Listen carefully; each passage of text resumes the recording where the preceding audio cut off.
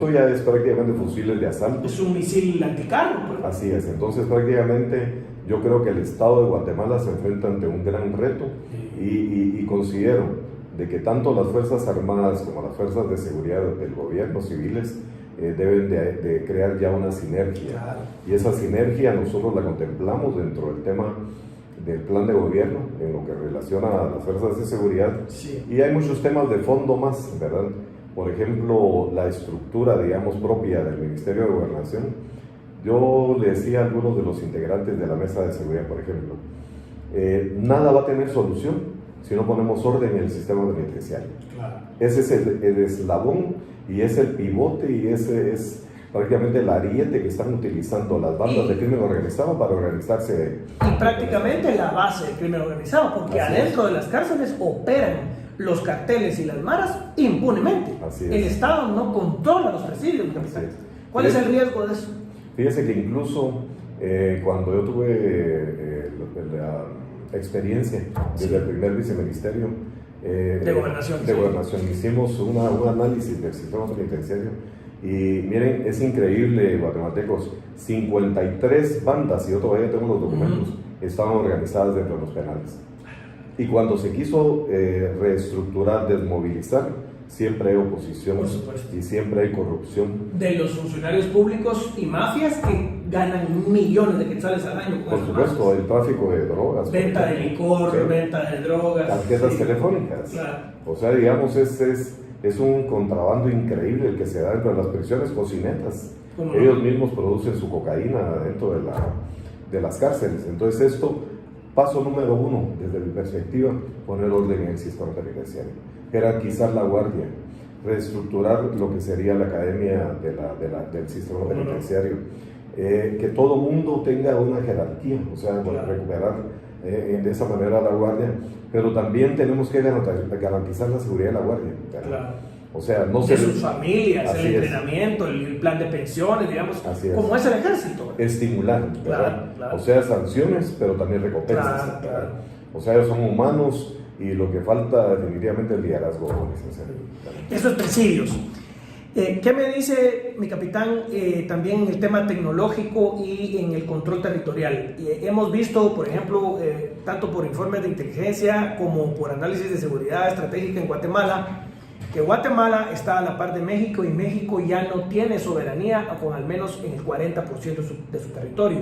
Guatemala tiene zonas donde ya es dudosa la soberanía del Estado de Guatemala, Huehuetenango, San Marcos, Alta Verapaz, El Petén, porque tenemos un trabajo casi imposible. Son 1000 kilómetros de frontera con México y me parece que alrededor de unos 400 o 500 kilómetros entre Honduras y El Salvador, y varios también cientos de kilómetros y miles de kilómetros del mar territorial. ¿Cómo controlamos un territorio que podría parecer pequeño para el resto del mundo, pero con fuerzas tan limitadas, tanto policía como ejército? ¿Cómo controlamos el territorio nacional, capitán? Sí, nosotros hicimos un análisis muy acucioso de lo que es la inteligencia nacional, el Sistema Nacional de Inteligencia. Entonces, para quienes no lo conocen, el Sistema Nacional de Inteligencia está presidido prácticamente por lo que es la inteligencia estratégica, ¿verdad? La CIA. Aparte de eso, pues tenemos inteligencia militar y la inteligencia criminal, que la endereza la DIGICI. Parte del tema es que, aunque nosotros expandiéramos, esto no es problema de cantidad, es de calidad, ¿verdad? Entonces, aunque nosotros llegáramos a tener 100,000 hombres, como quieren hacer en gobernación, esa no es la solución. Necesitamos no es solo masa, es calidad también, ¿verdad? Inteligencia criminal, investigación criminal. Así es. Capacidad de movilización, fuerzas de reacción inmediata. Inteligencia policial. Así es. Entonces, póngale, por ejemplo, si DIGICI estuviera trabajando bien, si ellos estuvieran, estos casos no se darían. Porque ¿cómo puede ser que se monte un operativo si no tienen la suficiente inteligencia de lo que está sucediendo en el si no saben los soldados y los policías a dónde van, de qué tamaño es la amenaza, qué armamento tienen? Para eso es la inteligencia. Y se improvisa mucho, licenciado. ¿Cómo no? Fíjese que ahorita penetran en vehículos grandes, convoyes de patrullas, y ahí los emboscan. Es un blanco fácil. Es un blanco fácil. Esto tiene que ser una operación a pie, y tiene que ser un cerco estratégico. Con sorpresa, así es. Con probablemente llegar en las primeras horas de la madrugada, tomar al enemigo, digamos, por sorpresa. Y tomar el terreno. Digamos, yo escucho que, por ejemplo, están algunos que critican el tema del control territorial que está haciendo el presidente Bukele, por ejemplo, en El Salvador. Y es paso fundamental no solo identificar, digamos, el modus operandi, perfilar a las estructuras, quienes las dirigen, etcétera, pero aparte de eso tenemos que tener control territorial. Por supuesto. Y eso es lo primero, y desde ahí se opera. Sí, mi capitán, hay en redes sociales y en algunos grupos de WhatsApp alguna, digamos, equivocación conceptual sobre lo que quiere decir el plan Bukele o la cuestión de Bukele en El Salvador y el plan colombiano. Obviamente la licenciada Zury Ríos es una demócrata, es una persona que respeta la República, y no estamos hablando, al hablar del plan de Bukele, de subvertir las instituciones, tomar el Congreso, tomar la Corte Suprema de Justicia o el Ministerio Público. Yo supongo, usted me corregirá, que lo que quiere decir es tomar el control de las cárceles, tomar el control de las estructuras criminales y perseguir las estructuras criminales para debilitarlas o eliminarlas de ser posible. O sea, no necesariamente es hacer todo lo que hace Bukele en El Salvador. No, por supuesto. Es que se ha querido, digamos, desinformar, sí, ¿verdad? Haciendo ver de que la licenciada Zury Ríos desde la presidencia va a replicar el gobierno de Bukele acá. No, nada que ver. Sí. Lo que ella ha dicho es que los éxitos en el área de seguridad y los procedimientos operativos que han sido exitosos en El Salvador pueden replicarse acá. Por ejemplo, la construcción de una cárcel de máxima seguridad donde efectivamente se controle a los criminales más violentos del país, que no tenemos, mi capitán. Así es. Fíjese que yo tuve el gusto de sacar un curso sobre sistemas penitenciarios, como un posgrado en la República Argentina. Sí. Y ahí analizamos nosotros lo que es el concepto estructural de las cárceles de nueva generación. Entonces, el sistema lineal que utiliza el sistema penitenciario dejó de utilizarse hace 100 años. Para dirigir, por ejemplo, un panopticón o una estructura esférica para poder controlar desde el centro de esa esfera a todas las cárceles. Claro. Y, digamos, se establecen regiones, se establecen cárceles, digamos, con un sistema satelital, en donde con varios niveles y, digamos, desde un pod, ¿verdad? Se tiene control, digamos, de todas las celdas y se logra casi individualizar a los reos, que es lo que dice la doctrina, o por lo menos reducirlos a la mínima expresión. Impedirle la comunicación externa, impedirle la extorsión, impedir el tráfico de licores, el tráfico de drogas, que esto es en este momento lo que campea en el sistema penitenciario guatemalteco. Así es. Entonces, la reestructuración del sistema penitenciario es vital. Si usted no controla los presidios, tampoco controla su territorio. Por supuesto. Y recordemos que cuando se ha combatido las extorsiones, yo tuve la oportunidad de ser parte de un grupo que estuvo dirigiendo, por decirlo de alguna manera, algunas fuerzas de tarea anti-extorsiones y delitos contra la vida.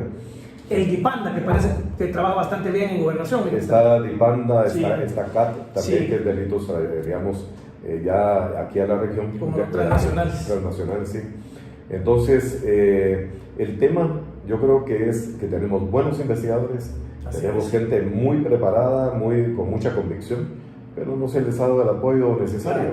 Ni se les coloca en lugares de poder dentro de la estructura burocrática del Ministerio de Gobernación para poder ser efectivos. De nada les sirve a usted tener el capital humano preparado si no los pone, digamos, en ámbitos operativos para poder impactar y pegarle a estas clicas criminales. Estamos hablando, algunos estudios dicen, estamos hablando más de 1.500 clicas de maras a nivel nacional, mi capitán. Sí, nosotros según el último análisis que hacíamos, veíamos que hay una cantidad aproximada entre los 25 y los 30.000 pandilleros organizados a nivel nacional, pero cada uno de estos tiene 4 círculos, ¿verdad?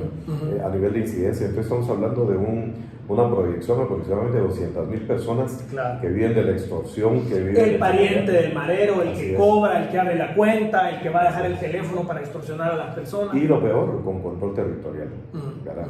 Dividido inclusive territorialmente en la ciudad de Guatemala entre clicas de maras. Así es, y lo que fue un fenómeno, la fenomenología de las pandillas varió.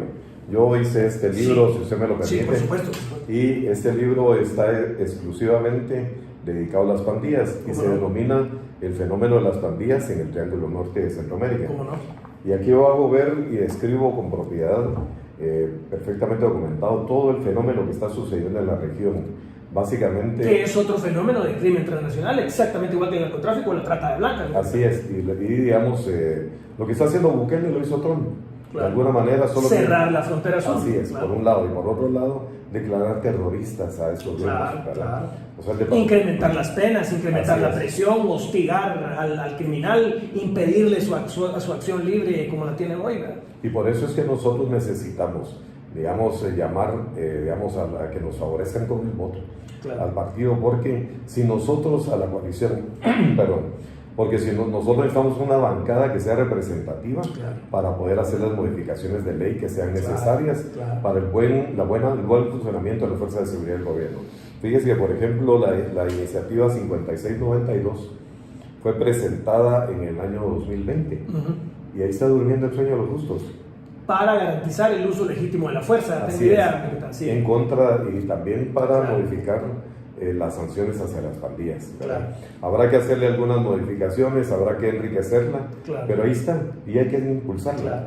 Pero, Porque esa es otra, mi capitán, hay que decirlo. Las fuerzas de seguridad en Guatemala no pueden actuar porque inmediatamente este cardumen corrupto de ONG de derechos humanos, esta presión internacional, se va en contra del policía o el soldado que actúa y acciona su arma contra un delincuente que lo está matando, asesinando y disparándole. ¿Cómo es posible que el Estado de Guatemala no tenga una legislación que autorice y defienda el uso legítimo de la fuerza por parte de un operador de justicia, por parte de un soldado y de un policía para repeler un ataque violento, mi capitán? así es, y fíjese que digamos, esa es la doble moral, ¿verdad? El doble No. estándar. Porque, por ejemplo, ahorita vemos el problema de Macron con todo lo que se ¿Cómo está no? dando en Una en protesta Francia. masiva en París.